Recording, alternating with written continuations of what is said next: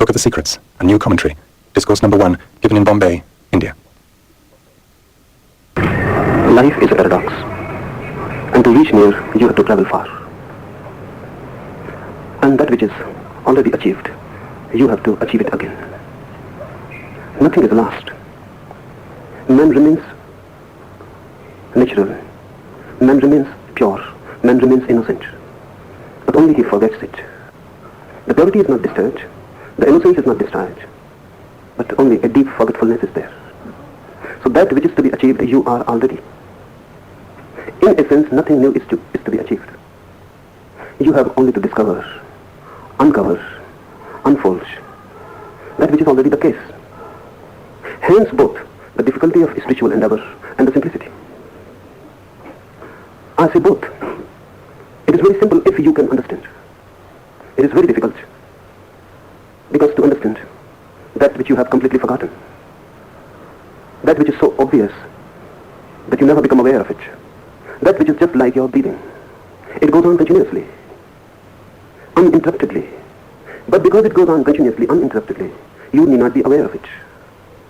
Your awareness is not needed. It is not a basic requirement. You can forget it, or you can remember it. It is a choice. Sansar and Nirvana, the world and the liberated state of consciousness, are not two things, just two attitudes, just two choices. You can choose either. You can be in the world because of a certain attitude, and the same world becomes Nirvana. The same world becomes absolute bliss just by changing the attitude. You remain the same. Everything remains the same. Just a change of focus, a change of emphasis, a change of choice. It is easy. Once achieved, you will laugh about it. Once known, you will not be able to understand why you were missing it, how you could miss it. It was there, always, waiting for you, just to be looked at, and it was yours. A Buddha laughs. Anyone who achieves it laughs, because the whole thing seems to be ridiculous. You were searching for something which was never lost. The whole effort was absurd. But this happens only when you have achieved it. So those who have achieved it, they say it is very simple. But those who have not achieved it, it is the most arduous, the most difficult. Really, not the difficult, but the impossible. These methods, which we will be discussing, are told by someone who has achieved. Remember this. They will look too simple. They are. But to our minds, things so simple cannot be appealing. Because if techniques are so simple, and the abode is so near, you are already in it. If techniques are so simple, and the home is so near, you will look ridiculous to yourself. And why you are missing it? So rather to feel the ridiculousness of your own ego, you will think such simple methods cannot help. That's the deception. Your mind will tell you that these simple methods cannot be of any help. They are so simple, they cannot achieve anything. And to achieve divine existence, to achieve the absolute and the ultimate, how such simple methods can be used? How they can be of any help? Your ego will say, they cannot be of any help. Remember another thing, ego is always interested in something which is difficult. Because when something is difficult, there is a challenge. And if you can overcome the difficult, your ego will feel fulfilled. The ego is never attracted towards anything which is simple. Never. If you want to make your ego challenged, then you have something difficult to be devised. If something is simple, there is no appeal. Because even if you can conquer it, there will be no fulfillment of the ego. In the first place, there was nothing to be conquered. The thing was so simple. Ego asks for difficulties, some hurdles to be crossed, some peaks to be conquered. And the more difficult the peak, the more at ease your ego will feel. Because these techniques are so simple, they will not have any appeal in your mind. Remember, that which appeals to the ego cannot help for your spiritual growth. That which has got no appeal for your ego can only be a help towards transformation. But this happens. If some teacher says that this is very difficult, very arduous, only in lives and lives and lives, you will have any possibility for any glimpse. Your ego will feel good. These techniques are so simple that right now, here and now, the thing is possible. Then there is no contact with your ego. If I say right now, here, this very moment, you can achieve all that is possible to man. You can become a Buddha, or a Christ, or a Krishna. In this very moment, here and now, not losing a single instant, then there will be no contact with your ego. You will say this is not possible. I must go somewhere else to search it. And these techniques are so simple that you can achieve all that is possible to human consciousness, any moment you decide to achieve it. When I say these techniques are simple, I mean many things. First, spiritual explosion is not caused by anything. It is not a causal phenomenon. If it is caused by something, then time will be needed. Because for the cause to take place, time will be needed. And if time is needed, then this very moment it cannot be the case. It cannot happen. Then you will have to wait for tomorrow, or for another life. The next moment will be needed. If anything is causal, then the cause has to take place. And then after the cause, the effect will follow. And you cannot produce the effect right now without the cause. So time will be needed. But spiritual happening is not a causal phenomenon. You are already in that stage. Just a remembering. It is not a causal phenomenon. Just a remembering. It is just like this in the morning. Someone has suddenly awakened you. And you cannot recognize where you are. For a moment. You may not even recognize who you are. A sudden awakening from deep sleep. You may not be able to recognize the place, the time. But within a moment, you will recognize. The more alert you will become, you will recognize who you are and where you are and what has happened. This is not a causal thing. Just a question of alertness. A growing alertness, and you will recognize it. All these techniques are for growing alertness. You are already the person you long to be. You are already where you want to reach. You have reached your home already. You have never left it really. You have always been there, but dreaming, asleep. You can fall asleep here, and then you can dream. And in your dream you can move anywhere. You can go to the hell or to the heaven or anywhere. Have you ever observed that whenever you are in your dream, one thing is certain, you are never in the room in which you are asleep. Have you observed this fact? Anywhere you can be, but you will never be in the same room on the same cot where you are. Because if you are already there. There is no need to dream about it. Dream means you have drifted away. You may be sleeping in this room, but you will never dream of this room. There is no need. You are already there. And the mind desires something which is not. So the mind moves. It may go to London, to New York, to Calcutta, to anywhere. To the Himalayas, to Tibet. It may go anywhere, but it will never be here. It can be anywhere, but never here. And you are here. And this is how is the case. You are dreaming. Your divine existence is here. You are that. But you have drifted long. And each dream creates a new sequence of dreaming. Each dream creates new dreams. And you go on dreaming and dreaming and dreaming. All these techniques are just to make you alert, so that you come out of your dreams back to the place where you have always been. To the state which you have never missed. And you cannot miss it. It is your nature. It is Swabhav. It is your very being. So how can you miss it? These techniques are just to help your alertness to grow more, to become more intense. With the intensity of awareness, everything changes. The more intense the awareness, less the possibility for dreaming. You become more and more alert about the real. Less intense awareness, you drift into dreaming. So the whole phenomena is, non-alert state of mind is the world. Alert state of the mind is nirvana. Non-alert, you are what you appear to be. Alert, you are what you are. So the whole question is how to change your non-alert state of mind into an alert state of mind. How to become more aware. How to get out of sleep and dreaming. That's why techniques can be of help. Even an alarm clock can be of help. Just an artificial device. Just an alarm clock. But if the alarm goes on, it can help to bring you out of your dreaming. But you can deceive it also. You can even dream about it. And then the whole thing is falsified. When the alarm goes, you can dream. You can weave a dream around the alarm also. You can dream that you have entered a temple and the bells are going on. Now you have deceived the alarm. It could have broken your sleep. But you can change it into a dream itself. You can make it part of your dreaming. If you can make part of it in your dreaming, if it can be absorbed into a dreaming process, then it cannot help you. You can dream anything. And then it will not look like an alarm. It has become something else. And you have entered a temple and the bells are on. Now there is no need. You have changed the alarm, the real thing, into a dream. And a dream cannot be disturbed by another dream. It can be only helped. These techniques are all artificial in a way. They are just devices to help you bring out of your dreaming state. But you can make them also part of your dream. Then you miss the point. Then you miss the point. Try to understand this because this is very basic. And once understood will be helpful. Otherwise you can go on deceiving yourself. For example, I say that take a jump into sannyas. That is just a device. Your old identity is broken. Your old name becomes as if it belongs to someone else. You can look at your past more detachedly. You can be a witness. You are aloof, a distance is created. I'll give you a new name and a new robe, just to create the distance. But you can make it part of your dreaming. Then you will miss the whole point. You can think in terms of the old Esther, that the old man A has taken sannyas. I have taken sannyas. I remain the old. I have changed my robe, my name, but I remain the old. And the old continues. Now this sannyas is just something added to the old. It is not discontinuous. It is continuous. If it is continuous, if you have taken sannyas, you the old, if you have changed your robes and name, you have missed the point. You must be dead. You must not be now the old. You must feel that the old has died. This is a new entity I never knew. This is not a growth out of the old. This is discontinuous with the old. Then the device helps. Then the alarm works. And the technique is useful. And you are not missing the point.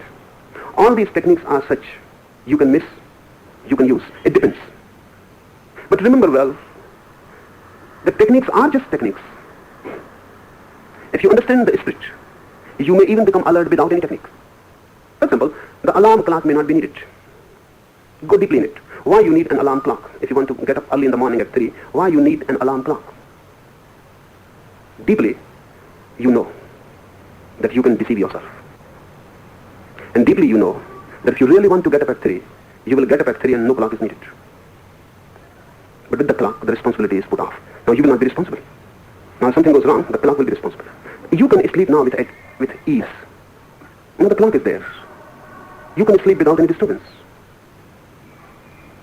But if you really want to get up early at 3, you will get up early at 3. No clock is needed. This very intensity to get up will bring the happening. This will to get up at 3 may be so intense, you may not be able to sleep at all. And there will be no need to get up. You will be already awake the whole night. But to sleep well, the clock is needed. Then you can go to sleep. But this man can deceive. When the alarm goes, he can deceive. He can dream about it. These techniques are helpful only because your intensity is low. If you are really intense, there is no need of any technique. You can be alert. But your intensity is not such.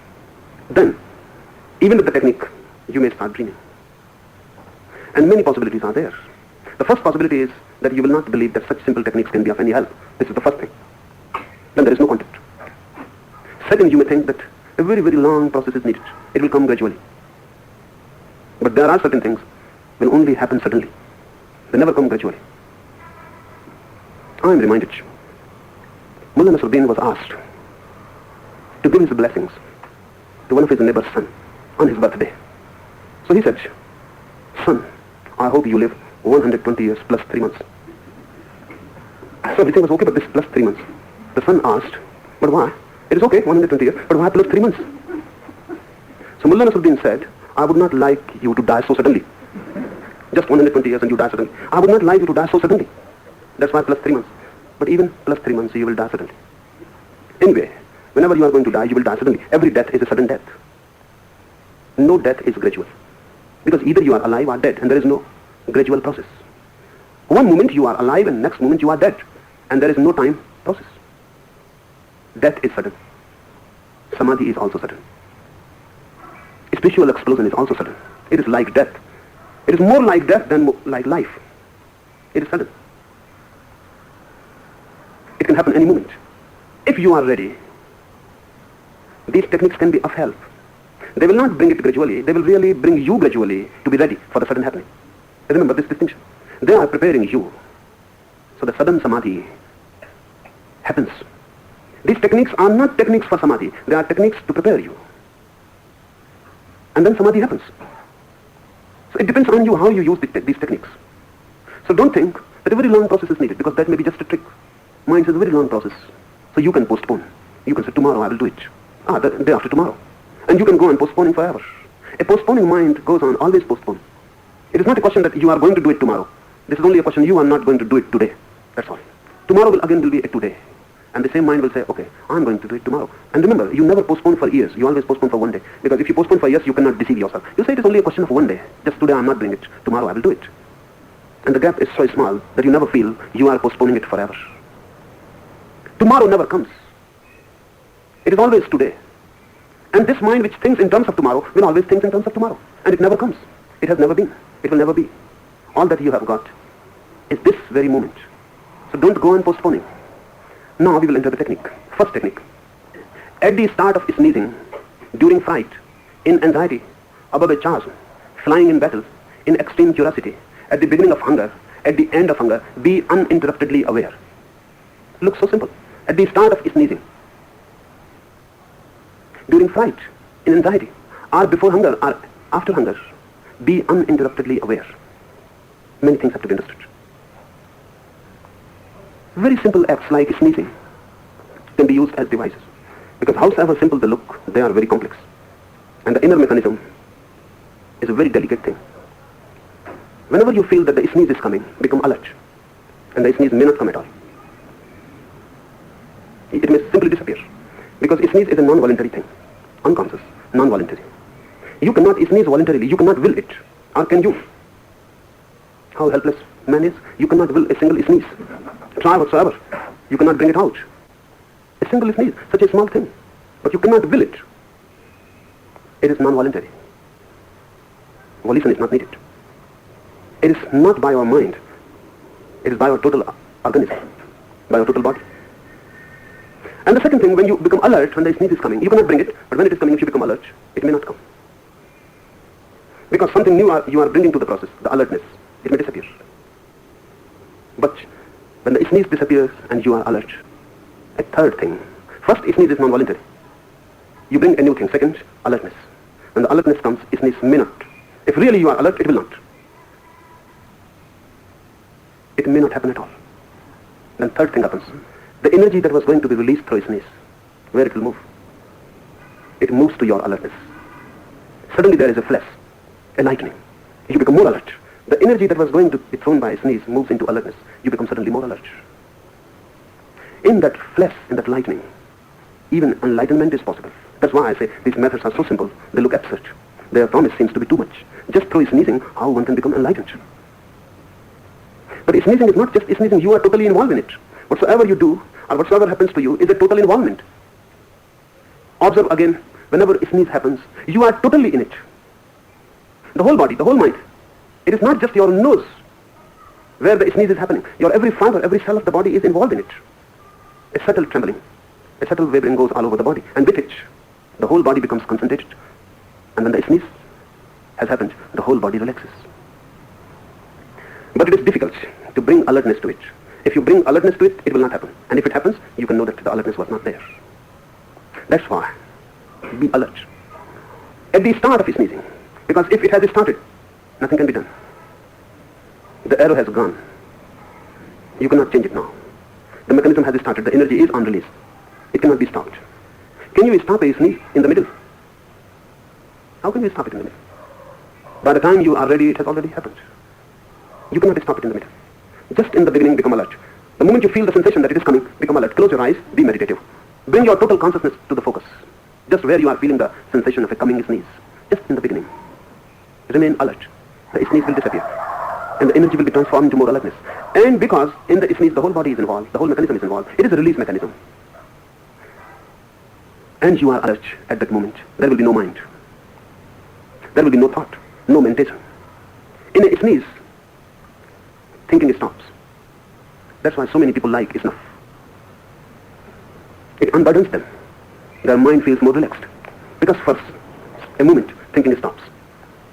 Snuff gives them a glimpse of no thinking. Through snuff, when the sneeze comes, they are not minds, they become bodies. The head disappears for a single moment, but it feels good. If you become habituated to snuff, it is very difficult to leave it. It is a more penetrating habit than smoking. Smoking is nothing before it. It penetrates more deeply. Because smoking is conscious and sneezing is unconscious. To leave snuff is more difficult than to leave smoking. And smoking can be changed, substitutes can be found, but there is no substitute for snuff. Because really, sneezing is a very unique phenomenon in the body. The only other thing that can be compared and has been compared is sex act. Those who think in terms of physiology, they say sex act is just sneezing through sex organ. And the similarity is there. It is not 100% right, because much more is involved in sex. Greater things are involved in it. But in the beginning, just in the beginning, the similarity is there. Something is thrown out from the nose, you feel relieved, and something is thrown out from the sex organ, and you feel relieved. And both are non-voluntary. You cannot move into sex with will. You try and you will be a failure. Particularly men, because men's sex organ has to do something. It is active. You cannot will its act. And if you try, the more you try, the more impossible. It can happen, but you cannot make it happen. Because of this, in the West, sex has become a problem. Because this half century, in the West, sex knowledge has developed, and everyone has become so conscious about it, that the sex act is becoming more and more impossible. If you are alert, sex will be impossible. If a man is alert, making love, the more he is alert, the more it will be difficult. He cannot get the erection. It cannot be willed. And if you will it, you will lose it. The same method, the same technique can be used. Just in the beginning, when you feel the sensation of erection, just coming to you, not yet, it has not come, just you feel the vibration, become alert. The vibration will be lost. And the same energy will move into alertness. Tantra has used it. They have tried in many ways. A beautiful naked woman will be there, just an object for meditation. And the seeker, the meditator, will sit before the nude woman, meditating on her body, form, proportion, just waiting for the first sensation in his sex center. The moment the sensation is there, he will close his eyes, he will forget the woman, he will close his eyes and become alert of the sensation. Now sex energy is being transformed into alertness. He is allowed to meditate on the nude woman only up to the point when the sensation is felt. Then he has to close his eyes and now move to his own sensation and become alert there. The same as it is done in sneezing. And why this flash happens? Because mind is not there. The basic thing is, if the mind is not there and you are alert, you will have satori. You will have the first glimpse of samadhi. Thought is the barrier. So in any way, if thought disappears, the thing will happen. But the thought must disappear only when alertness is there. Because thought can disappear even in sleep. Thought can disappear when you go unconscious. Thought can disappear when you take some drug. But then, thought disappears, but there is no alertness to be aware of the phenomena that is hidden behind thought. So I define meditation as thoughtless consciousness. You can become thoughtless and unconscious, then there is no meaning. You can be conscious with thought, you are already dead. Bring these two things together, consciousness and thoughtlessness. When they meet, meditation happens. Meditation is born. And with very small things you can try. Because nothing is small. Even a sneeze is a cosmic phenomenon. In existence, nothing is great and nothing is small. Even a minute atom can destroy the whole world. And even a sneeze, a very atomic phenomenon, can transform you. So don't see things as small, big. There is nothing small and nothing big. If you have the penetrating eye, then very small things are vital. And between atoms, universes are hidden. And between universe and atom, you cannot say which is great and which is small. Even a single atom is a universe in itself. And the greatest universe is nothing but atoms. So don't think in terms. Just try. Don't say, what can happen in a sneeze? I have been sneezing the whole life and nothing has happened. Bring this technique just at the start of sneezing. During fright, when you feel afraid and the fear enters. Just when you feel the fear has entered, become aware. And fear will disappear. With alertness, there can be no fear. How can you be afraid when you are alert? You can be afraid only when you lose alertness. So really, a coward is not a person who is afraid. A coward is a person who is asleep. And a brave man is a person who can bring his alertness to the moments of fear. So fear disappears. In Japan, they train their warriors for alertness. The basic training is for alertness. And everything is secondary. Swordsmanship, archery, everything is secondary. It is known, it is said, about a great Zen master, Rinzai, that he never succeeded in his archery to get to the right point, to the right aim. His arrow always missed. It never reached to the right point. And he is known as one of the greatest archers. So it is asked how Rinzai is known as the greatest archer. When he never succeeded in any aim, and the point was always missed, his arrow never reached to the right point, how he is known as one of the greatest archers? So the followers of Rinzai say, it is not the end, it is the beginning. We are not concerned with the arrow reaching to the end, we are concerned with the arrow when it starts its journey. We are concerned with Rinjai. When the arrow leaves the bow, he is alert. That's all. It is not that is irrelevant. And sometimes it happens. One man was a disciple to Rinjai. He was a great archer himself. He never missed his aim. And then he came to learn to Rinjai. So somebody said, to whom you are going to learn? He is not a master. He is not even a disciple. He is a failure. And you are a great master. And you are going to learn to Rinjai. So that archer said, yes, because I have succeeded technically. But as far as my consciousness is concerned, I am a failure. He is technically a failure. But as far as his consciousness is concerned, he is the archer and the master. Because when the arrow leaves, he is alert. And that's the point. This archer, who was a master technically, had to learn for years under Rinjai. And every day, 100% he was accurate in his aiming. And Rinjai will say, no, you are a failure. The arrow leaves technically right, but you are not there. You are not alert. You leave it in your sleep. In Japan, they have been training their warriors first to be alert, then everything is secondary. A warrior will be a brave man if he can be alert. And it was felt in the Second World War that you cannot match Japanese warriors. Their bravery is incomparable. From where it comes? Physically, they are not so strong, but in consciousness, in alertness. Fear cannot enter. They are not afraid. And whenever fear comes, they will try Zen methods. This sutra says, during fright, in anxiety, when you feel anxious, much anxiety ridden, try it. What one is to do? What do you do? Ordinarily, when anxiety is there, what you do? You try to solve it. You try alternatives, and you get more and more into it. You will create a bigger mess. Because anxiety cannot be solved through thinking. It cannot be dissolved through thinking, because thinking itself is a sort of anxiety. So you help it to grow more. Through thinking, you cannot come out of it. You will go deeper into it. This technique says, don't do anything with anxiety. Just be alert. Just be alert. I will tell you one anecdote about Bokoju, another Zen master. He lived alone in a cave. All alone. But during the day, or even in the night, he will sometimes loudly say Bokoju, his own name. And then he will say, yes, I am here. And there was no one else. So his disciples used to ask him, why you call Bokoju your own name? And then you say, yes, sir, I am here. He said, whenever I get into thinking, I have to remember, be alert. So I call my name Bokoju. The moment I call Bokoju, and I say, yes, sir, I am here, the thinking, the anxiety disappears.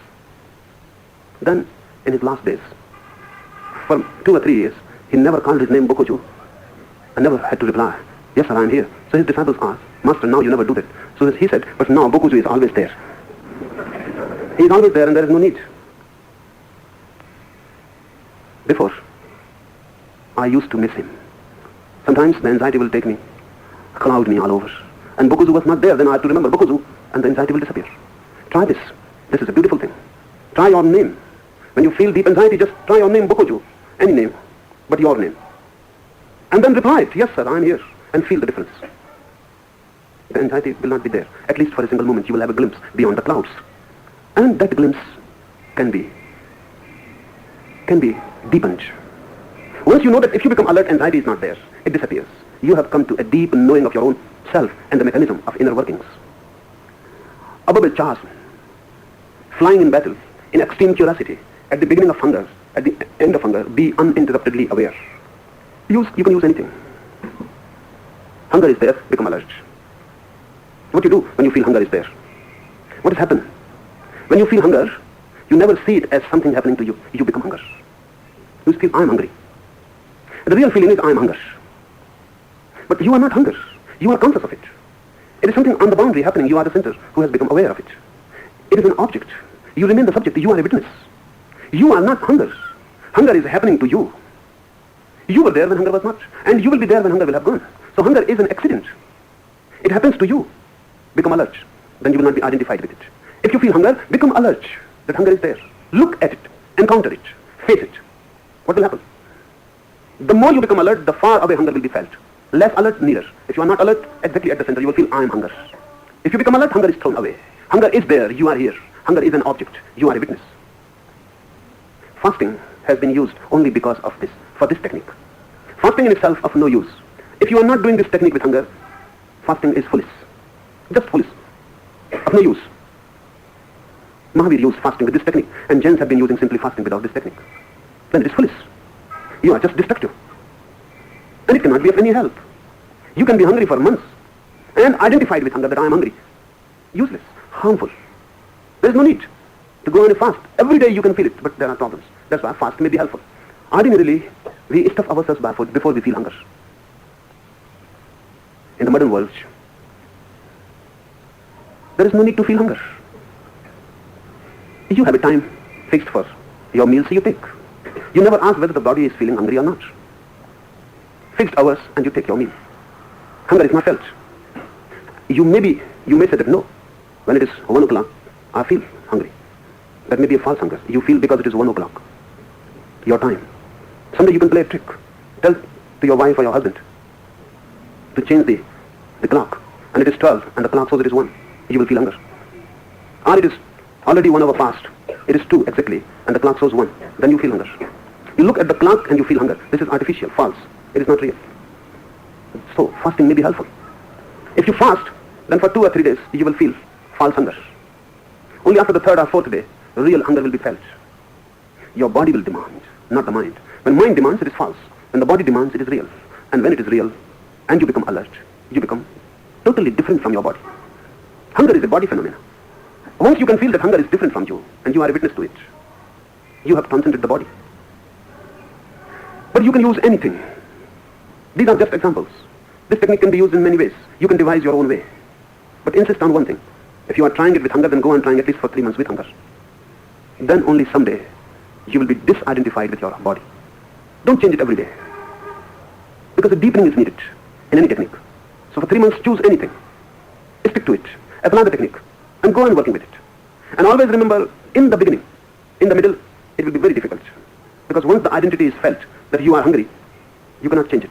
You can just change mentally. You can say, no, I am not hungry, I am a witness. That is false. This is mind telling. This is not a feeling experience. Just try in the beginning. And remember, you are not to say that I am not hunger. This is how mind can deceive. You can say, the hunger is there. You can say, I am not hunger, I am not body, I am Brahma. You are not to say anything. Because whatsoever you say will be false, because you are false. This chanting will not help that I am not body. You go and saying I am not body because you know that you are body. If you really know you are not the body, what is the use of saying it? I am not the body. No use. It will look stupid. Be aware, and then this feeling will be there. I am not body. This will not be a thought. This will be a feeling. This will not be felt in the head. This will be felt all over your being. You will feel the distance that the body is far away. I am absolutely different. And there is no possibility even of mixing both. They cannot. Because body is matter, and you are consciousness. They can live together, but they never mix. They cannot get mixed. Second technique. The purity of other teachings is an impurity to us. In reality, know nothing as pure or impure. This is one of the basic Tantra methods. Very difficult to conceive. Because absolutely non-ethical, non-moral. I will not say immoral, because Tantra is not concerned with morality or immorality. Tantra says it is irrelevant. This method is to help you grow beyond purity and impurity. Beyond division, really. Dichotomy. Duality.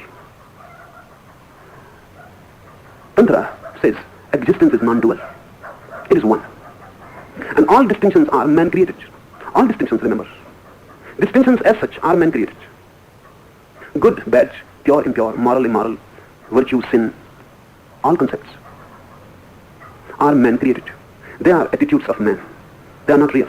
What is impure and what is pure? It depends on your interpretation. What is immoral and what is moral? It depends on your interpretation. Nietzsche has said somewhere that all morality is interpretation. So something can be moral in this country and immoral in the neighboring country. Something can be moral to a Mohammedan and immoral to a Hindu. Moral to a Christian and immoral to a Jain. Or even something can be moral to the older generation and immoral to the new generation. It depends. It is an attitude. Basically, it is a fiction. The fact is simply the fact. The naked fact is simply the fact. It is neither moral nor immoral, nor pure nor impure. Think of the earth without human beings. And what will be pure and what will be impure? Everything will be, simply be. Nothing will be pure and nothing will be impure. Nothing will be good and nothing will be bad. With man, mind comes in. Mind divides. He says this is good and that is bad. This division not only creates a division in the world, this division creates a division in the divider also. If you divide, you are also divided in the division. And you cannot transcend your inner division unless you forget outer divisions. Whatsoever you do to the world, you have done to yourself also. Naropa says, one of the greatest masters of Siddha Yoga. He says, an inch division and hell and heaven are set apart. An inch division and heaven and hell are set apart. And we go on dividing. We go on labeling, condemning, justifying. Look at the bare fact of existence and don't label it. Only then Tantra teaching can be understood. Don't say good or bad. Don't bring your mind to the fact. The moment you bring your mind to the fact, you have created a fiction. Now it is not a fact. It is not a reality. It is your projection. This sutra says the purity of other teachings is an impurity to us. In reality, no nothing as pure or impure. The purity of other teachings is an impurity to us. Tantra says, for other teachings, what is very pure, a virtue, is a sin for us. Because their concept of purity divides when something becomes impure.